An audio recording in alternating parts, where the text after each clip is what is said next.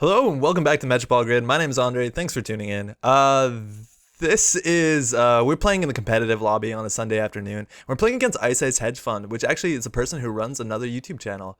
So check that out. We are playing. It's Smoke against Blue Sun, and this is the Psycho Sun deck that I made a deck list. We've seen this before on the channel. Thanks, you too. I'm gonna keep this hand. Like, if we get an oversight, this is really good, but we can actually open up with a hostile takeover before they can score out or put down a clot on the table. This is Smoke, so they're running Stealth. Stealth actually doesn't deal with Kernel Wall really well, so this seems actually pretty good. I'm just gonna open up with this, right? Because like if they can index turn one, that's the worst.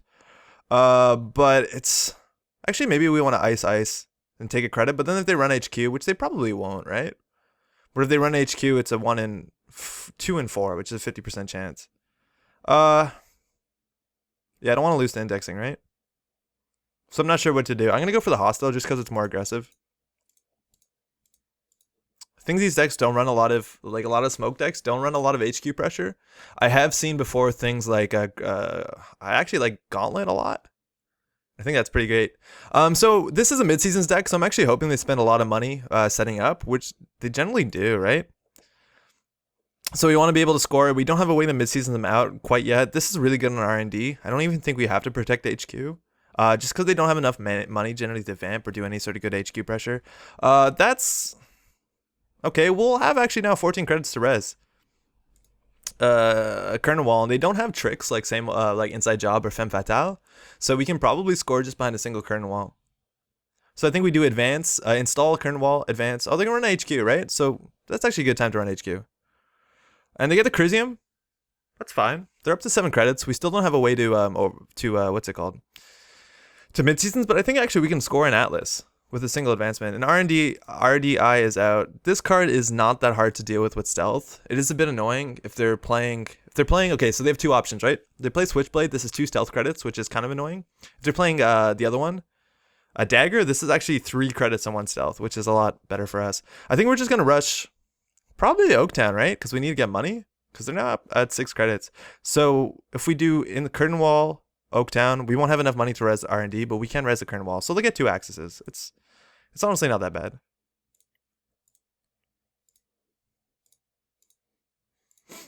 Right? Because if they do access, we'll have more money than them. Even if they do, like we res this, they run, and they run R&D.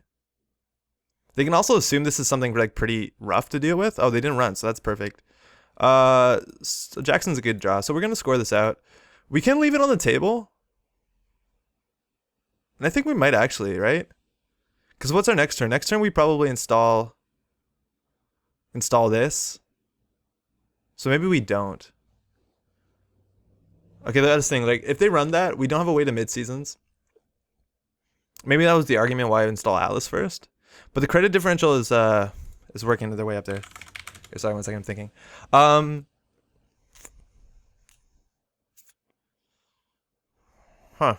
Don't know, right? Because we're gonna res down to 4 credits, which is actually good because we can res both of these. So I kind of want them to run this because they'll face plant into this, maybe. And this is actually pretty good. Yeah, let's try leaving it.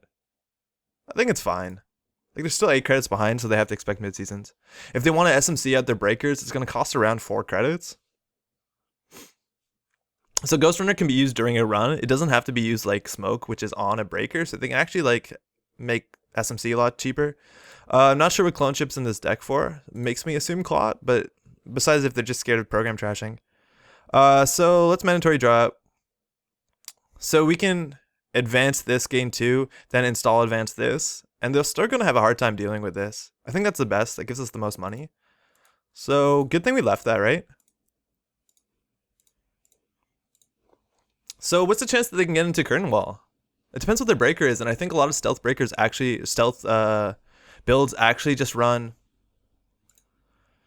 they proper run, like Spiderweb, and that's just no good. Not Spiderweb, I keep doing this, it's called Paperclip, right? They're gonna run HQ for a single access. They get another Curtain Wall. The question is whether or not we bounce this. I think if we bounce it, we have to discard 2 cards, and I think we have 2 cards dead in our hand. It also gives us, like, if they play Employee Strike, we're in a bad spot, so I think we're going to bounce it. Because we can discard 2 cards. Like, right, the Chrysium's only good against indexing, and the Swordsman's probably useless. I don't think they're going to install Atman. Atman's really bad against Blue Sun because you can reposition your ice. And, yeah, it's just really hard to do that, so I'm going to bounce this. Do they have a way to deal with Mother Goddess? I don't actually know. I'm going to score this. So now we can mid-seasons them out. Let's throw this out. Swordsman's no good. So there's a chance we can just score everything behind a single Mother Goddess, unless they have a Femme Fatale or they have, what's it called? The Atman, or even a Faust. I think Faust is too much. So you're gonna run HQ. That's actually not so good right now because you could get mid-seasons at this point. Like the credit differential's there.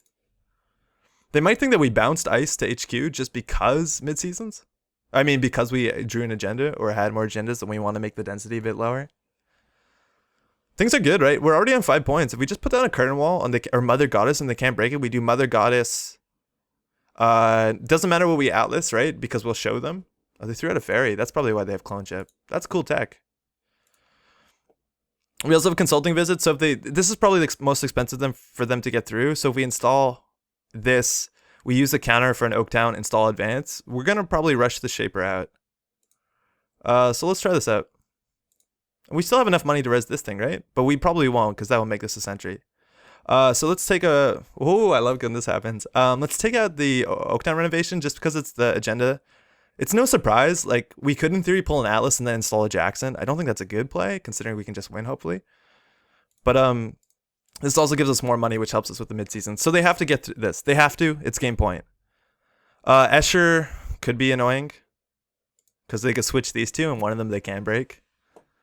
I wonder if... I think Escher might be okay with stealth decks just because... Oh, Baba Yaga. That's still a problem. Oh, man. I still don't think they can get in. This is interesting. A Baba Yaga stealth deck. I've heard of these before. I never played against one. So they have a Houdini. They can't get into the server. It's impossible. Like, they have to install something... They have to install an Atman on their Yaga, which doesn't seem possible. I think we just closed this out. That's good. We just rushed, right? Like, if you see a lot of smoke in your meta, I played a game night kit on this weekend, on Saturday. And, oh, that's game. Oh, they just wanted to mod it out, but they have to host it. So they wanted to save some money. I played a game night kit, and I played against a lot of smoke there. And I played Blue Sun. Not this Blue Sun, a different one. But if I played this one, I know I would have done very well. Because they generally don't run a lot of money, because they have all their money. Oh, they could SMC out something here. So let's see what they do. Clone chip to self-modifying code. That's a good one.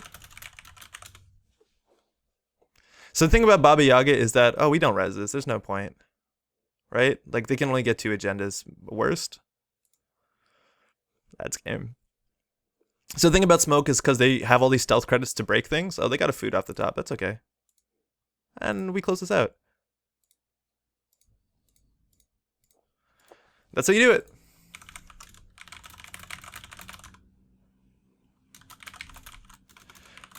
So yeah, I said this 3 times already, right? They run all these things to help boost their stealth breakers so they don't feel like they have to run like a strong actual economy because they can break things for really cheap. So it's actually easy to mid-season them.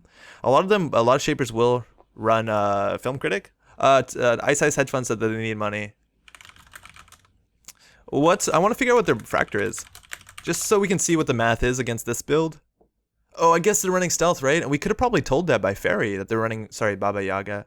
So their fractor is Inti, which means they have to set up a whole Baba Yaga. Oof. So they need a whole Yaga to deal with Curtain Wall. Combined with Baba Yaga, it's not so bad. Yeah. So the idea with Baba Yaga is you put a bunch of programs on it and it gains all their paid ability windows. Or, sorry, not paid ability windows, they're paid abilities, not windows. So if you put something on it that, like Switchblade with boosts 1 credit, 1 stealth credit for 7 strength, that's pretty good. Cool. Well, hey, thanks so much for watching. Really appreciate it. Stay tuned. We'll have basically things go up every night and streamings on Thursday. Ciao.